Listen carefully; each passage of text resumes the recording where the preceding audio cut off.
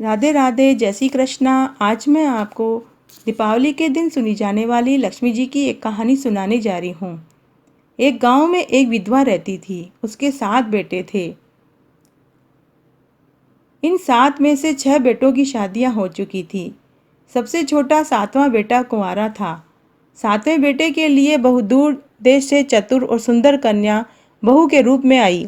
बहू के आने के बाद जब दिवाली आई तो उसने घर की साफ सफाई की, जाले हटाए और घर को सुंदर और बना दिया। आंगन और कमरों में मांडने और रंगोली बना दी। 6 बहुओं को ये सारे काम आते नहीं थे। छोटी बहू से पूछा कि उसने सबको समझाया कि दिवाली की तैयारी है। 6 बहुओं ने कभी ऐसा काम किया नहीं था, तो उसने अपनी सास के कान भरने शुरू किए। तब छोटी बहू से पूछा गया तो उसने कहा कि दिवाली आने वाली है और दिवाली की तैयारी तो करनी ही पड़ेगी।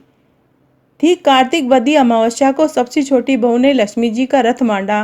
द्वार पर देहरी और मांडने और दिया जलाया। हर कमरे में उसने ऐसा ही किया।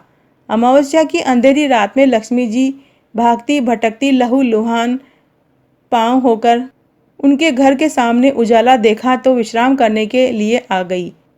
7वीं बहू ने जहां जहां लक्ष्मी जी का रक्त लगा देखा, वहां वहां सफेद पांडु से तरह तरह के भरत भर दिए। लक्ष्मी जी ने पूछा, बेटी तुम ये क्या कर रही हो?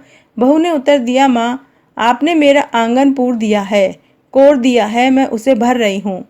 जब तक मैं ये भरत भरूं आप आराम कीजिए। लक्ष्मी जी समझ गई कि छोटी बहू यह भरत कभी पूरे नहीं करेगी।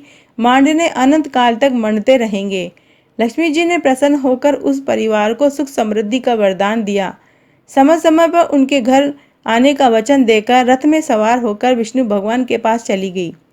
जाते जाते दोनों पांवों के छाप और पगले उस घर में बनाकर कहा कि जब तक ये चिन्ह यहाँ रहेंगे मैं किसी न किसी रूप में इस घर में आती रहूंगी और स्थिर रहूंगी। इसके बाद उस घर में और उस गांव में दिवाली का त्यौहार नियमित रूप से मनाया जाने लगा।